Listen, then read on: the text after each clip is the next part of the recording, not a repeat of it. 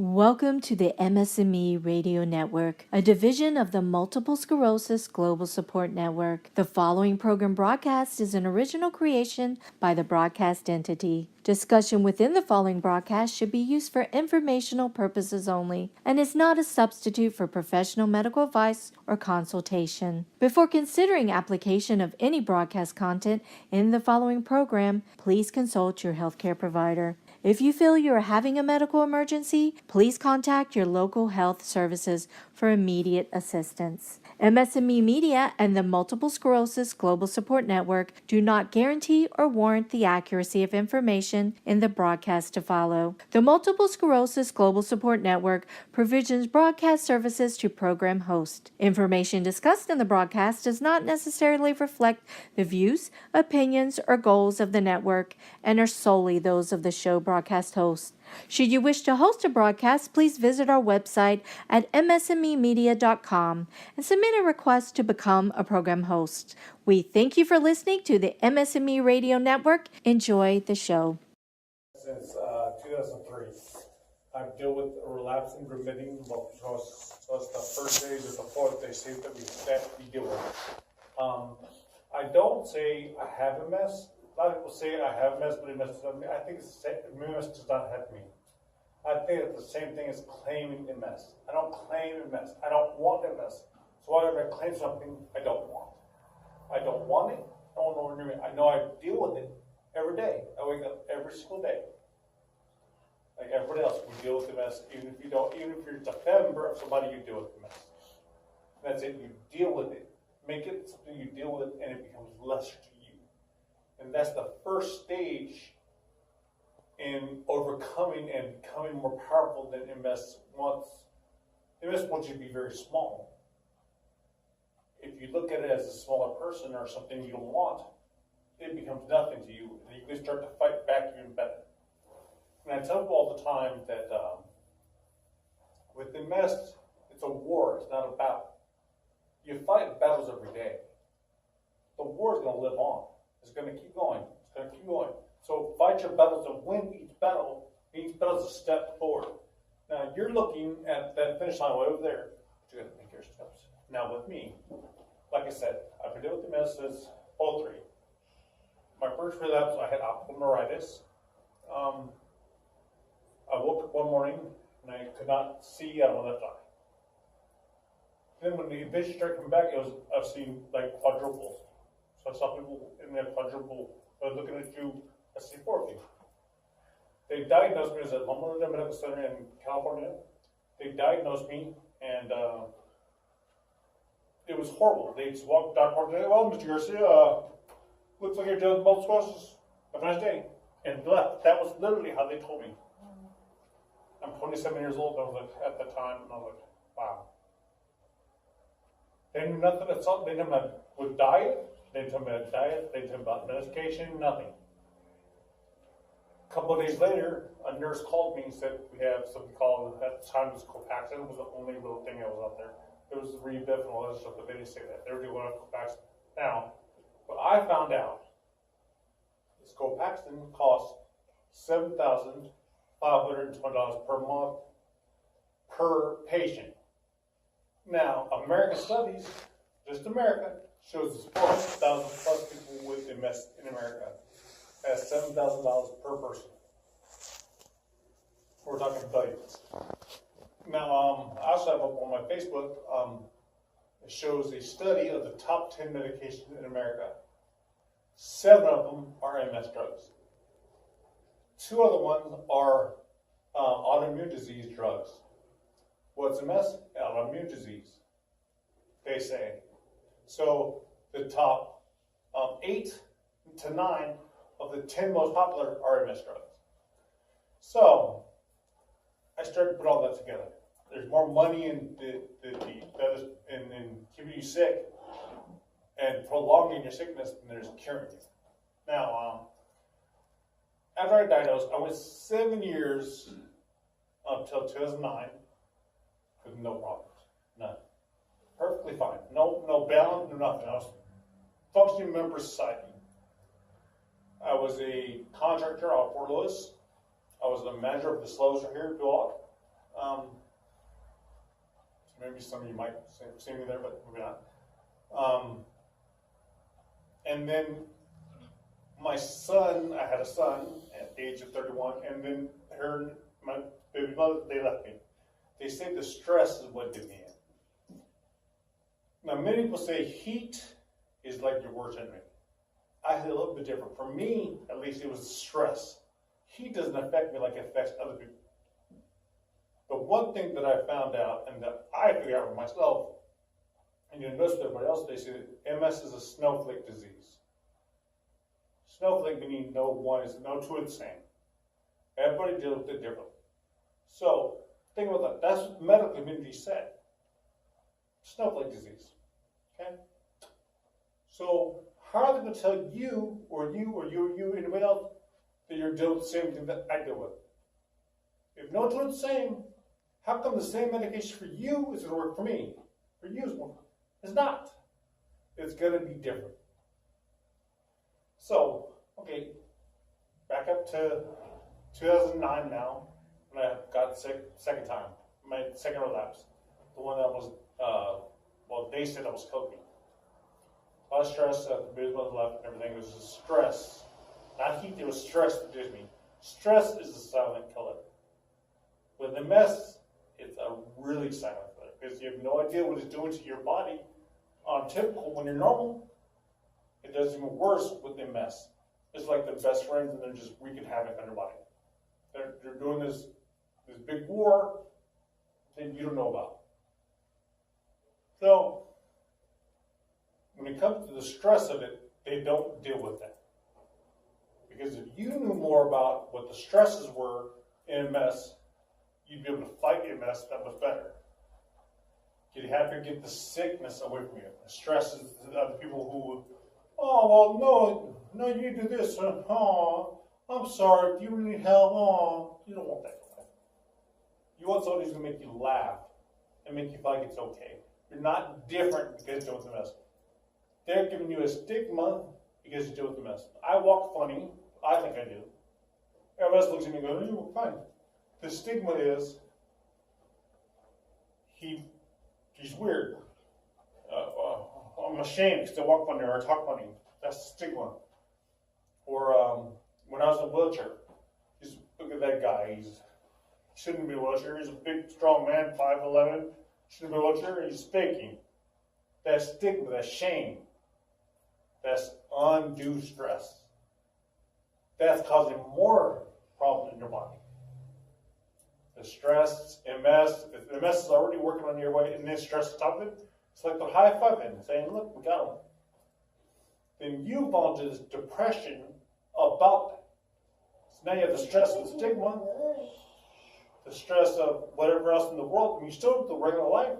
You're still a person. You don't just have MS and you transform from somebody else. You're still somebody who lives regular. So why are you allowing other people's thoughts of you to beat you down even more when you're just the same person you're dealing with MS now? So now times 10. What I'm saying is, don't allow yourself to be put into a different box. You're still a human being. You're still you. I'm still Ray. I'm just Ray dealing with MS. But I'm not going to allow somebody to tell me what I can and cannot do. I know what I can and cannot do. I'm not going to run 2 miles. Well, I wasn't going to do it in the first place, but I definitely going to do it now. Now I'm just like, okay, now y'all go ahead. I'm just right here. I'm good. I just know that. I just look at those things. There's things that I don't allow it.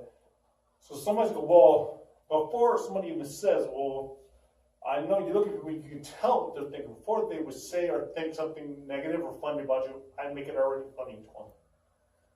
Oh, well, this fact causes other guys not going nowhere. That's what I do. Now how they make fun of themselves. It gives them a sense of, it's not that bad. And in turn, it takes the pressure off me for being or feeling shameful about MS. So basically, I'm looking at MS going, see, I'm okay with it. They're okay with it. Now you do with it. So I'm telling MS, you deal with it. I'm not letting MS control my scenario, I'm controlling my scenario and letting MS deal with this situation instead of the reverse happening. Because often we allow MS to define how we're going to feel and how we're going to be. And I can't do that now. My second relapse in 2009, it was December, so I say 9, it was 9/10 right there. I don't remember all the stuff, the parts of my memory that are gone. Thank God for some. But I went to the hospital, and apparently one of the nurse's assistant was my ex-wife. We can go into all the why I went to hospice. Maybe it's because of her. I don't know. We can go there with that if we want to. But I went to hospice because I guess they were. She ended up somehow. I don't know how she been able to work this way, but she became a guardian of lighting. Now that's where the controls are your medical decisions. Of course, with the hospice. And anyway, so they kept telling her that I was going to die. Apparently, I lost a whole bunch of weight. It doesn't look like it now, but I lost a whole bunch of weight, and I was really pale, which I always thought I was pale, but I guess I wasn't. But I was pale that I was going to die, so they sent me off to hospice. And at that time, finally, was in the wheelchair. I was, like I said, paralyzed neck down, kind of working. Things starting to work. So I started doing research. I'm like, okay, I started paying attention how the doctors fed me, how my hospital people are feeding me, what medicines I'm on. So I started looking on the internet. Why am I taking this medicine? Incontinence. Okay, it makes sense. Look to the side effects. Okay. Side effects of that medicine, this medicine. Oh, I'm taking the medicine too. What's the side effect of the first medicine?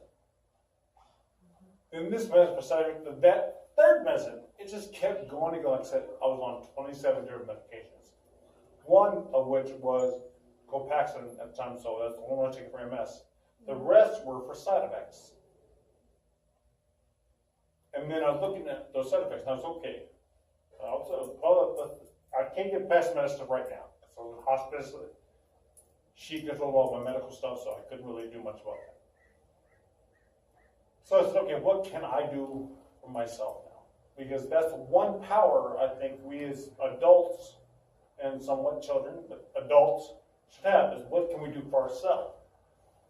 Because it's like this young lady was telling me now, she lost the ability to use your hands. It's one of the things that we take for granted. Little things. The ability to pick something up and do something.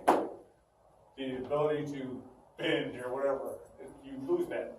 You're like, you don't take that for granted, because when you don't have it, you do that and you fall. I remember that time when I would just stand up, I'd be doing this.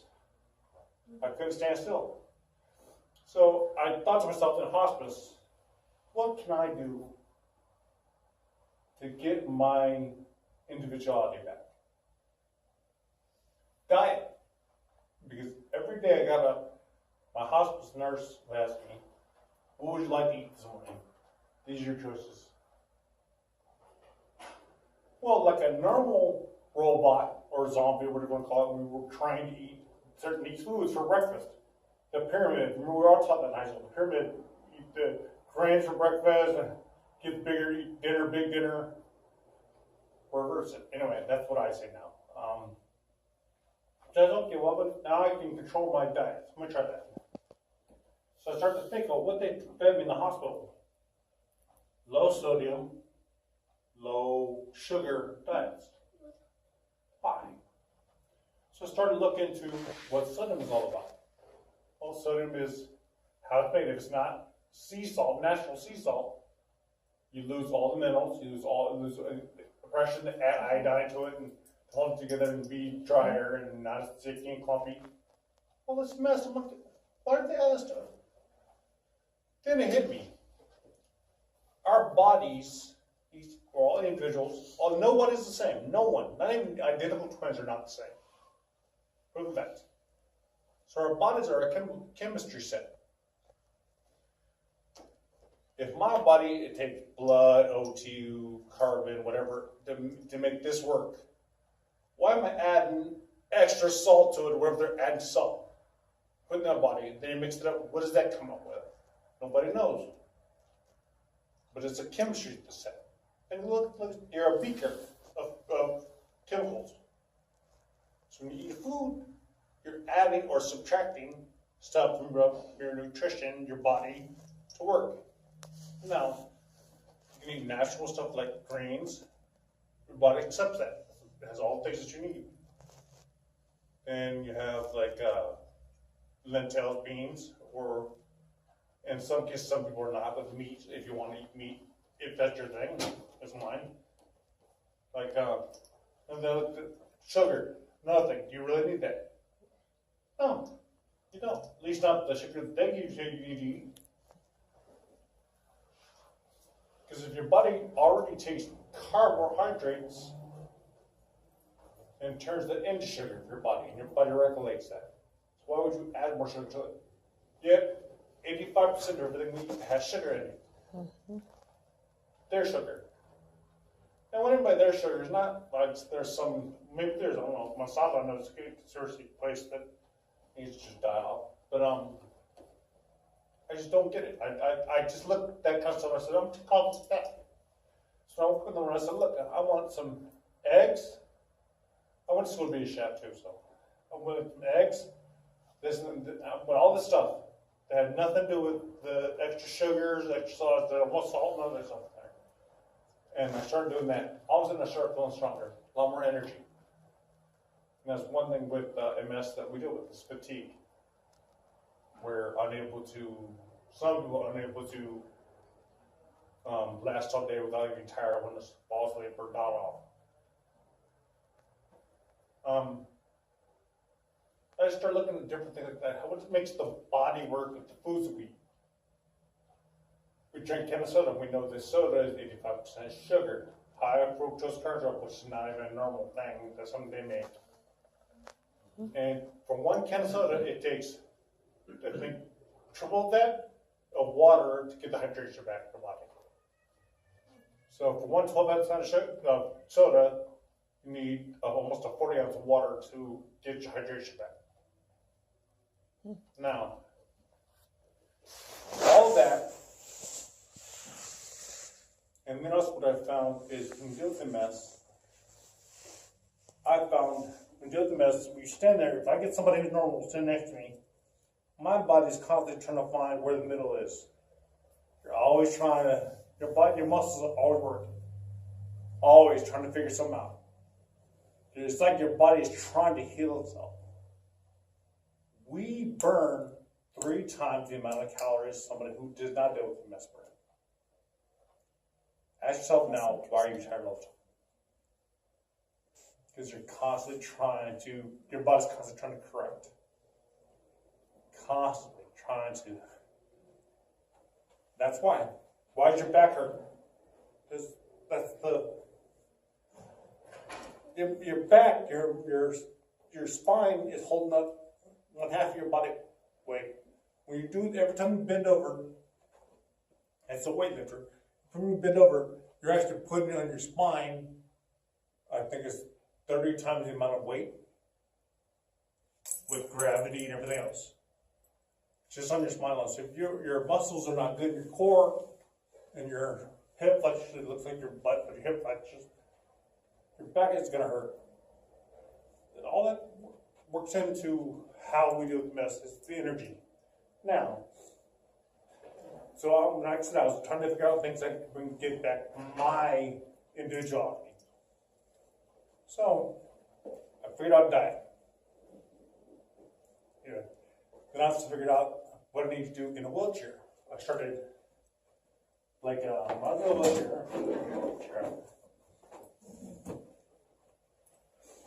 I've been in a wheelchair, and you have your things. You know, you can pull yourself back. So that's what I do to strengthen up my shoulders and my arms. And I'm not going nowhere, just going a little forward, a little bit back. And it gets tired. It's tiring. Also, I would grab onto my armrest and lift myself up. Just a little bit, Little things like that. Then I also, when I could, if I can, I know it's hard. I know my roommate's very hard doing it. put your leg out and move your toe around. Just little things. That's what I did in the wheelchair. And eventually, I got to the point where I can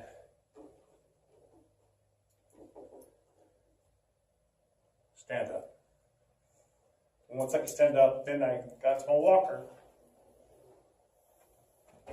And then start taking little bitty steps. Now, here's the one thing that I had to learn to myself, learn to teach myself. If you get up and you take 10 steps one day, but the next day you only take 5. Everybody else goes, man, I took 10 the day before. I only did 5 today, I lost. No, you're still up 5 steps. Stop looking at it as a loss. It's a win. Nothing is a loss if you're doing it. If you're trying, it's a win. If you're attempting, it's a win. And when I do my videos in the morning, I go to the gym and I saw stuff and I get all this hate mail. You know what you're talking about, blah, blah. No. I just want people to try.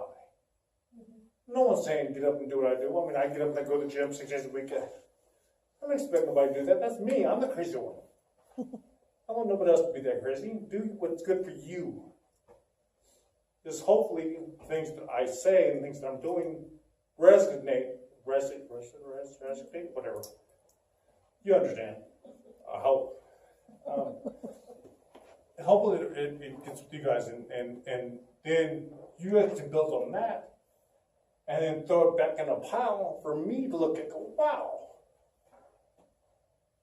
Oh, this is cool. I'm gonna try this out. That's what I'm trying to do something that in this community, no one else has done before. For some reason, people are scared to share ideas.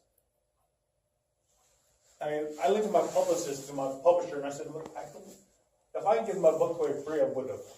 But I have. I think I've given away 3 or 4 boxes full of books free.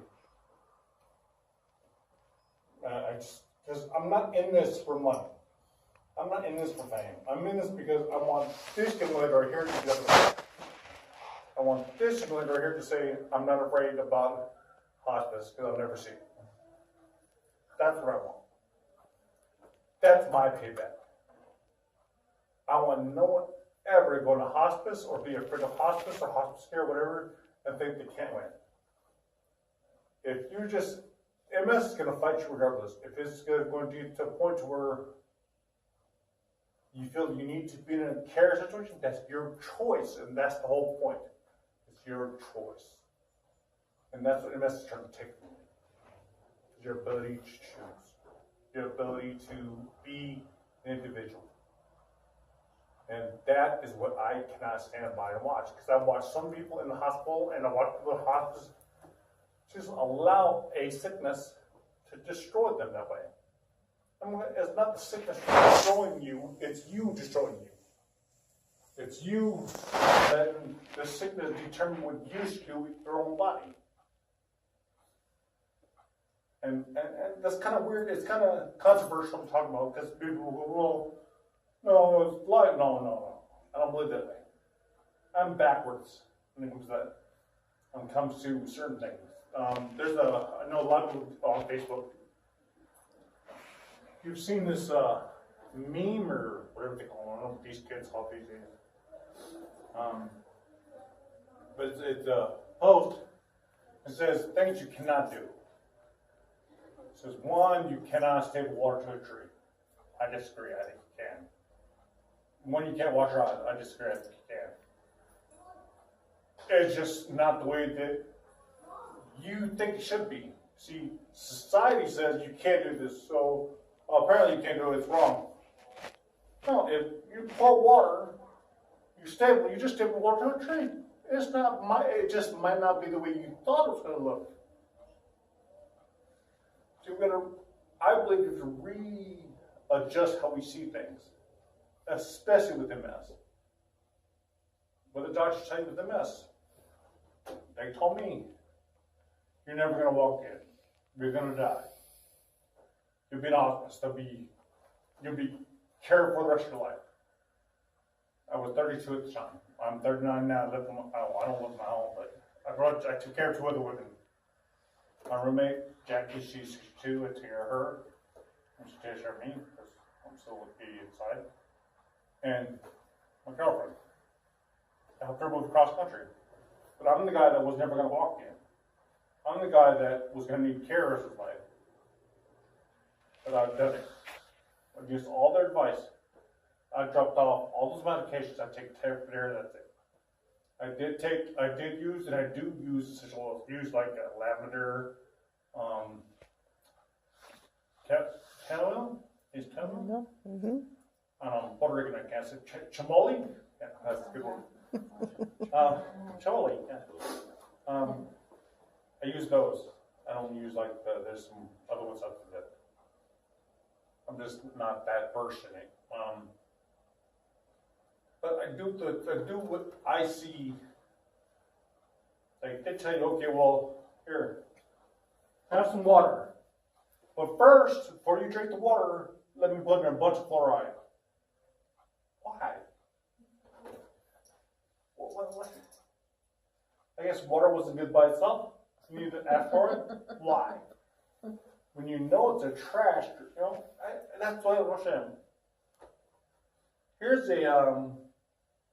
what do they do? Here's a new bean, but we're going to add vitamin C to it. Why? Let the bean be a bean, but they want to add more. Why are you adding more vitamin C? Well, we're going to add more vitamin D to something. Why? When we just walk outside. So you're taking something that you're saying is vitamin D in a pill. It is just as good in your body as the stuff because of the sun. So it's honestly, you clear the way, take sunlight, and put it in the pill. And we can't travel, we can't go nowhere. We can't cure cancer. But you somehow put sunlight in a pill. I'm trying to figure out what they call professional science. I'm trying to figure them out sometimes because I'm like, you guys are just backwards to me. I don't understand this. So I question. I want people to question everything they do, not just for question's sake, question for your own sake. Why are they saying you can't get a pleasure? Why are they saying rest? Why? I did the exact opposite of everything they said. I do everything they said for 2 years. I had sector, went to hospice. I did the exact opposite, lived on my own. I now have a job. I don't understand that. I don't understand how we allow others to determine what you decide is good for your own body. I just don't get that. And no one can tell me that, Ray, your foot hurts. It does? But he's going to tell me. Because one day, I'm sitting there and my legs shake. I have shaky leg syndrome. Really? I don't understand. Everything I see, especially when it comes to MS, is something new they want to give you a new drug for. The first thing I see with my doctors, when I see new neurologists and everything is, what is he selling me? Is he selling me, is he trying to work with me? Because last time I looked, you're a doctor who studied from a book that was written 78 years ago. I just wrote a book last year. My theories have worked, and yours haven't worked in 40 to 50 years.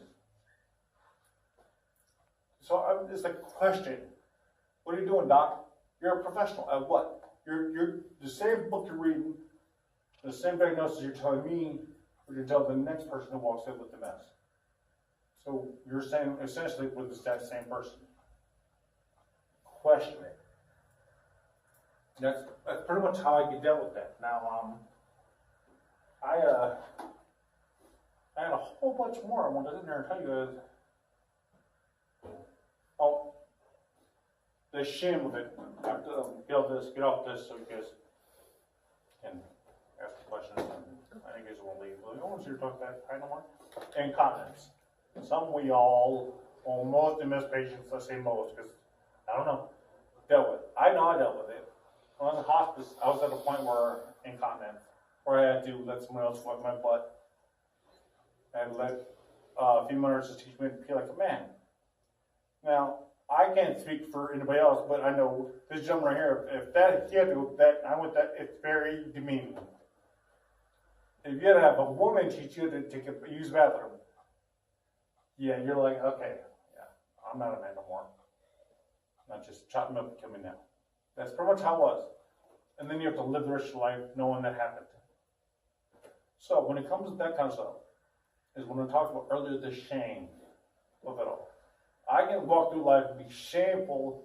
Oh, man, I'm not a real man. And then MS1. MS can put me right back in the same situation I was in. Or I can sit and go, okay, all right, I learned. But the difference is, then I was not taking care of my body. I was not working out. I was not doing things. I was not eating right. I wasn't being happy. I didn't move the stress away from me. Now I'm going to do that. Now here I am 7, 8 years later. No problems. No nothing. My doctor actually even told me, I don't even know why you're on taking care of. I just want to be. I chose. I want to be. I don't have to be. I want to be. I take all my vitamins in the morning, but that's just me. Now, I talk about protein, how that works good for you. Because protein is for muscles. So you want to be, whether you get protein from vegetables, or you get it from meat, or you get it from whey, which is the best way to get it. It's up to you. But it's good for your muscles. That kind of stuff.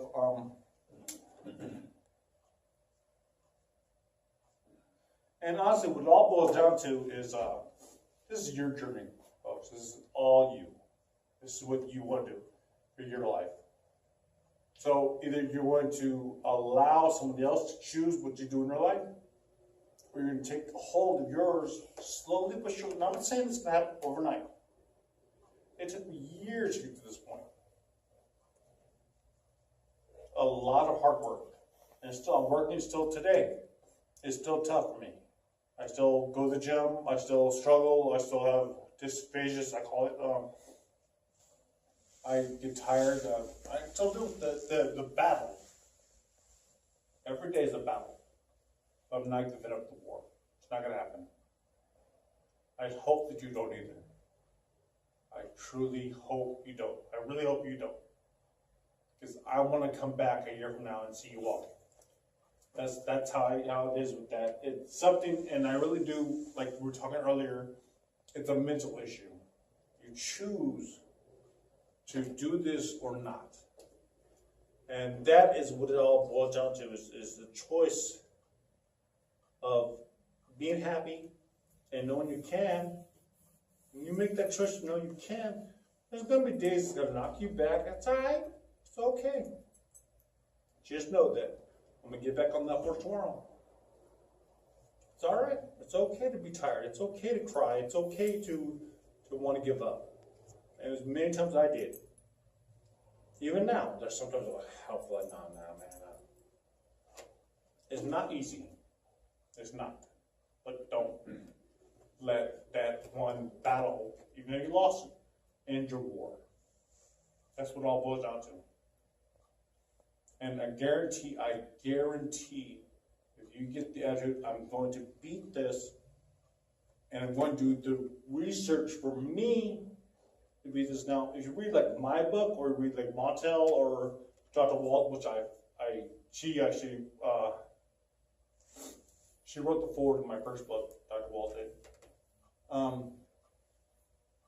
Dr. Rada he's co-signed my first book too.